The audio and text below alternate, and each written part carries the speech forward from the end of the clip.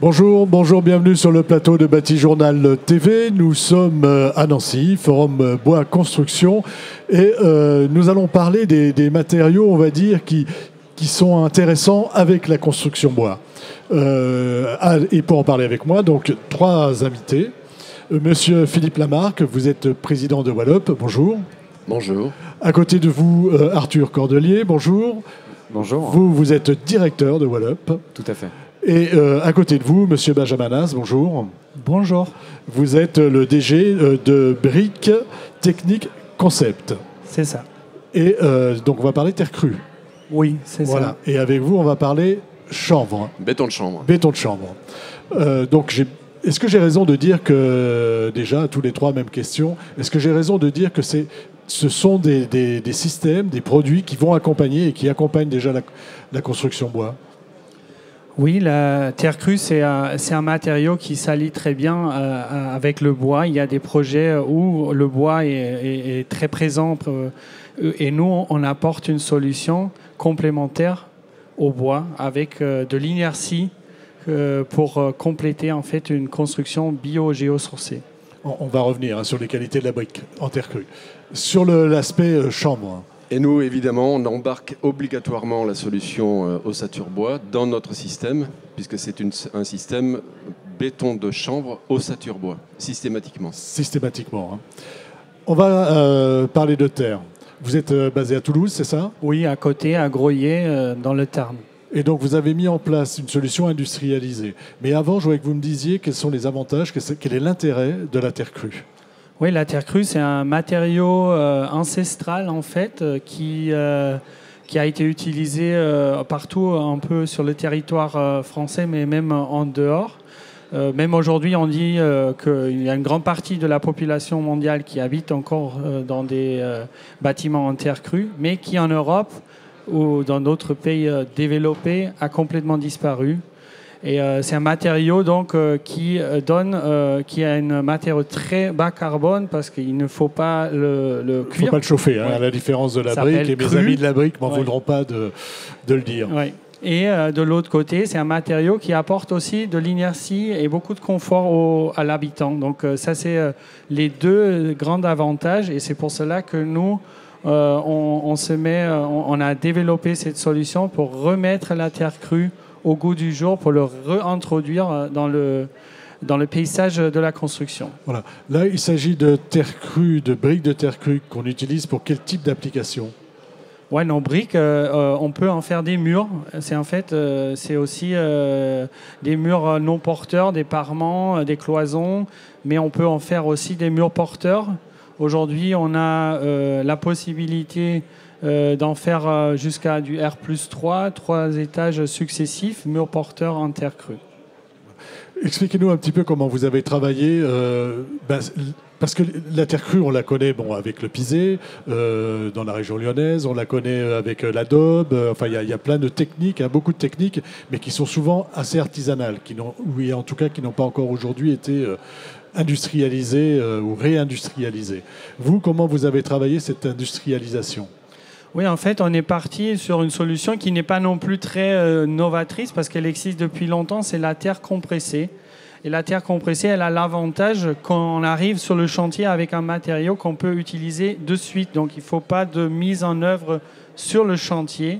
Et on peut en faire des tailles très significatives avec de la terre compressée. Nous, on essaye de vraiment aller vers un système qui est plus facile à être introduit dans un chantier d'aujourd'hui. Alors que les autres techniques, vous les avez mentionnées, ils nécessitent beaucoup d'organisation très spécifique sur le chantier qu'on a un peu malheureusement, on a perdu l'habitude de travailler. On a perdu les savoir-faire. On ne fait pas encore des banches pour le piser. Je pense que ça va venir.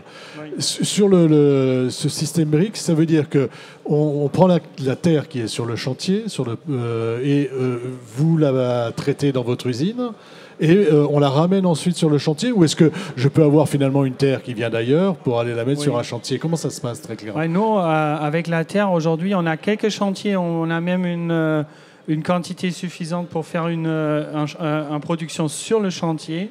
avec toutes les problématiques imaginables que ça apporte. Mais de façon générale, les terres qu'on utilise, ça peut être de n'importe où. On regarde quand même qu'on trouve des terres où on n'a pas besoin de stabiliser pour réduire l'impact carbone, où on n'a pas besoin d'être trop bas en humidité, etc. Donc il y a quand même des caractéristiques qui favorisent une terre à l'autre. Après, la terre de déblai, c'est notre matériau, c'est notre matériau de prédilection, ressource. On va dire. Oui. C'est votre ressource. Est-ce que vous la mélangez à quelque chose? Est-ce que vous y ajoutez de la chaux? Est-ce que vous y ajoutez de la paille? Est-ce que vous y ajoutez, je ne sais pas, pour agglomérer? Dites-moi un petit peu de qu'est-ce qu'on a dans cette brique. Dans ces briques, dans le meilleur des cas, on a la terre dans l'état. Donc, sans aucun ajout, ni de sable, ni de... Aucun liant. Oui, aucun liant. Ça, c'est le cas quand le projet le permet, premièrement, et quand la terre le permet, deuxièmement. Et après, on peut en mettre de la chaux pour faire une stabilisation. Ça améliore un peu le comportement vis-à-ce de l'humidité et ça peut faire rentrer des terres, on va dire... De moins bonne qualité. Exactement. Donc, et de l'autre côté, c'est ce qui arrive aussi, c'est qu'il faut mélanger des terres sableuses avec des terres argileuses pour avoir une terre équilibrée pour produire. Donc, de l'argile, mais pas trop, et de la terre sableuse. Exactement. Donc il y a un petit mélange, il y a un savoir-faire, finalement. C'est ça, c'est retrouver ce savoir-faire. C'est vraiment un des grands parts du savoir-faire qu'il faut pour faire des matériaux en terre crue. C'est ce savoir-faire de traiter la ressource pour pouvoir en faire des matériaux qui, après, ont une résistance mécanique, etc., suffisante. Voilà, parce que on verra avec vous aussi, mais ces matériaux répondent à des caractéristiques qui sont normatives, et notamment, pour avoir des avis techniques, vous en passez aujourd'hui par la procédure de l'ATEX. C'est ça. ATEX UCB, oui, attestation d'expérimentation de technique nouvelle, en fait. C'est ça. Aujourd'hui, on est avec un ATEX pour les murs porteurs qui est assez spécifique. Il nous manque beaucoup de choses, notamment des systèmes complémentaires qui soient déjà dans le latex. Donc, mais c'est un premier pas et on a vu que c'est un premier très grand pas qui a nécessité beaucoup des essais, des tests, etc. parce qu'on peut se reposer sur très peu de choses si on arrive avec un matériau nouveau qui n'est pas nouveau, mais... un matériau nouveau qui n'est pas nouveau, mais qu'il faut remettre au goût du jour, en tout cas, et peut-être industrialiser, parce que c'est ça la question. C'est passer le stade de l'artisanat vers l'industrialisation pour pouvoir avoir davantage de produits, tout simplement. Oui, pour pouvoir en faire beaucoup plus que juste des petits projets de niche, parce que c'est de là où on vient avec notre solution. Et on voit quand même qu'il y a un point de bascule à un moment donné. C'est lié aussi à l'inflation de l'énergie, de tous les coûts des matières, etc. Et nous, sur cette partie-là, on voit quand même dans l'horizon 3 à 5 ans, notre solution peut devenir compétitive avec des solutions conventionnelles, béton, terre cuite, etc., qu'on a aujourd'hui sur les chantiers. Voilà. Surtout si vous arrivez à être porteur. Oui, c'est ça. Voilà, parce que c'est ça l'enjeu. Oui, c'est l'enjeu, c'est d'être et aussi de trouver de plus en plus de la levée réglementaire. C'est vraiment le grand. Je pense que tous ceux qui travaillent avec des matériaux nouveaux, biosourcés, etc., on voit très vite le potentiel et on voit très vite l'énorme marche qui se met devant nous pour les vendre. Les clients, ils sont nombreux à vouloir travailler avec nous, avec nos matériaux.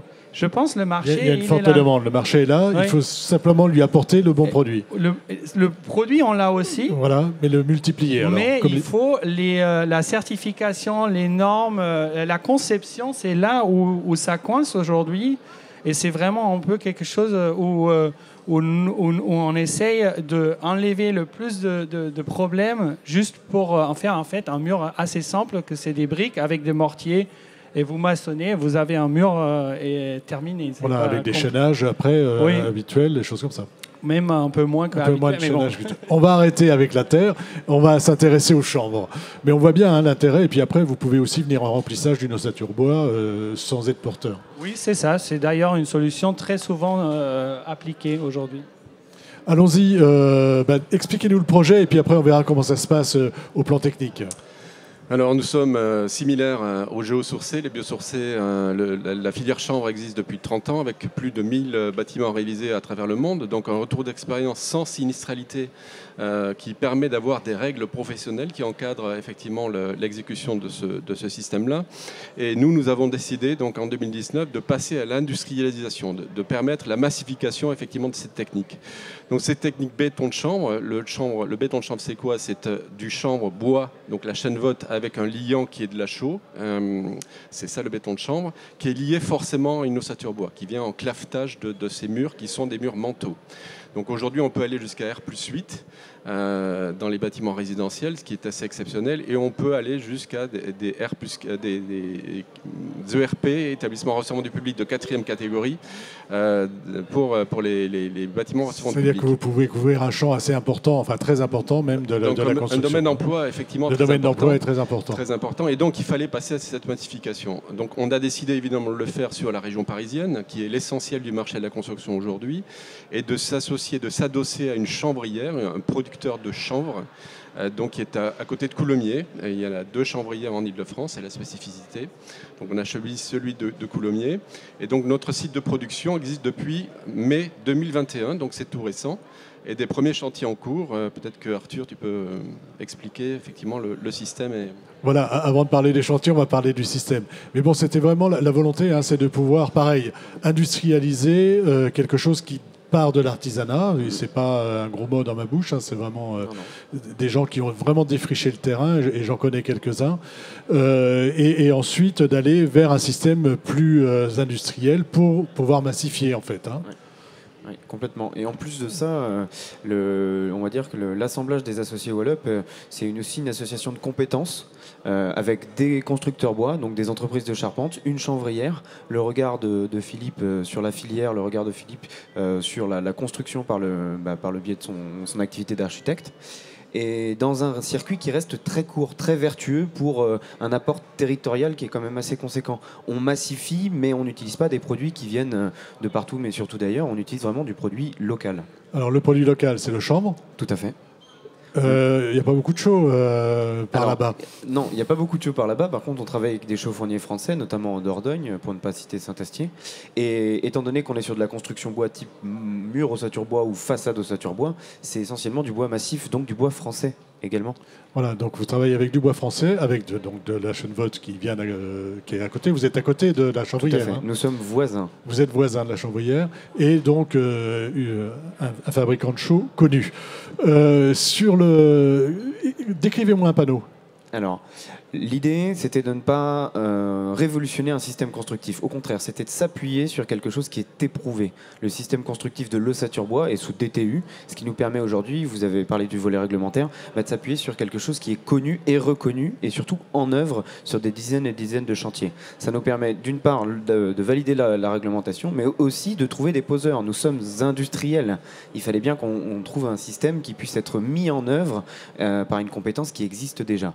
Et on va ni plus ni moins qu'ajouter dans ce mur ossature bois, 45-145 standardisé, une isolation en béton de chanvre en remplissage entre montants et à dépasser de ces montants pour permettre la continuité thermique, la résistance au feu, etc.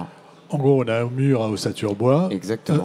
Au lieu d'y mettre un isolant fibre de bois, laine de roche ou paille, on vient y mettre un béton de chanvre. Quel est l'avantage d'y mettre du béton de chanvre? Alors, le béton de chanvre, il va créer à la structure bois, déjà d'une part, une résistance au feu énorme.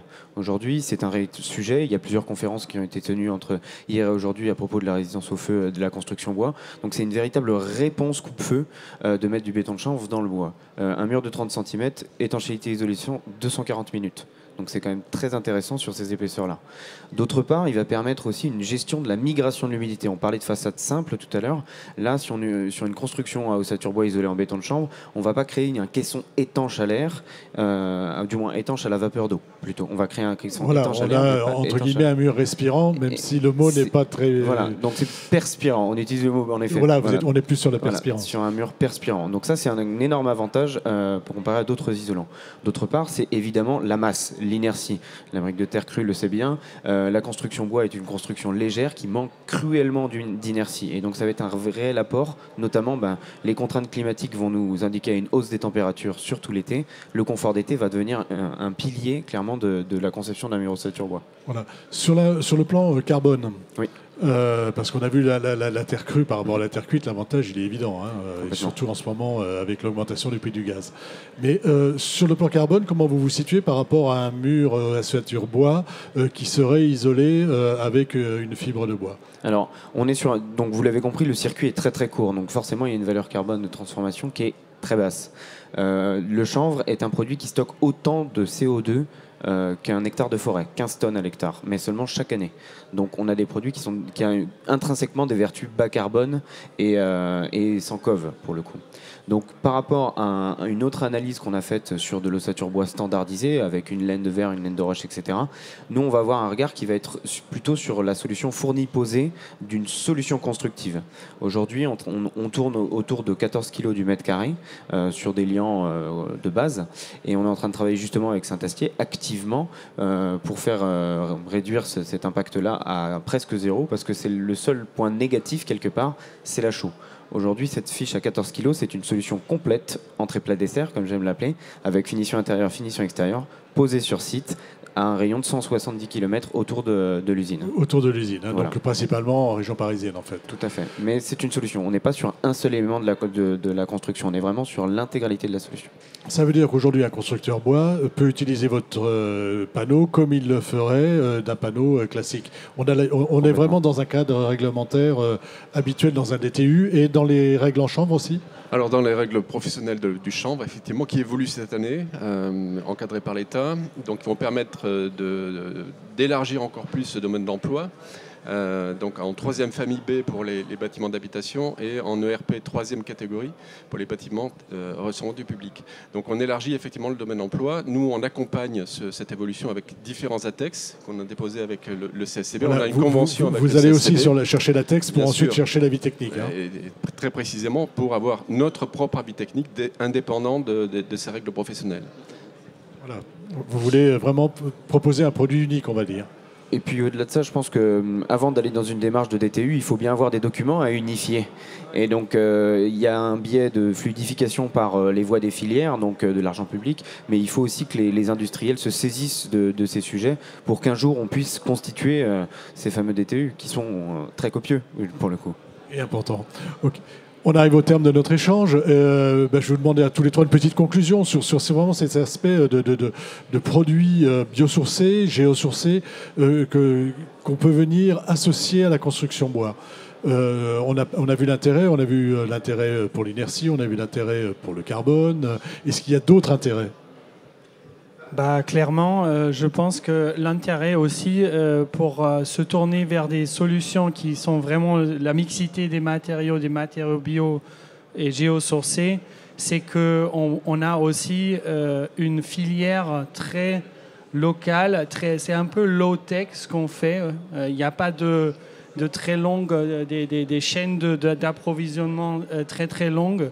Et ce que je dirais aujourd'hui, c'est pour quelqu'un qui conçoit un grand, on va dire, immeuble ou un grand programme d'habitation à faire en 2024, s'il prend ces solutions ces solutions, s'il conçoit avec nos solutions, il aura une solution qui perdure, qui fonctionne et qui n'a pas la même inflation, qui n'a pas les mêmes imprévus que si on prend des solutions qui nécessitent énormément de gaz ou d'autres choses, d'autres éléments. Voilà, beaucoup d'énergie. Votre point fort, c'est l'énergie pour le moment.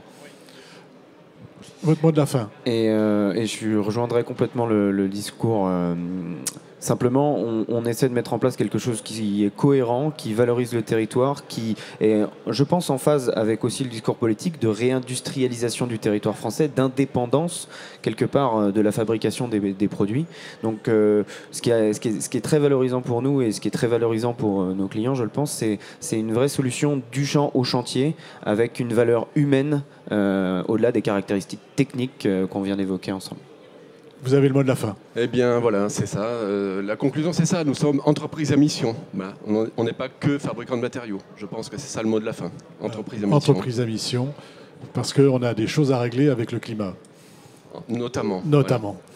Merci, merci d'être venu sur le plateau de Bâti Journal nous parler donc de l'industrialisation des produits géosourcés et biosourcés.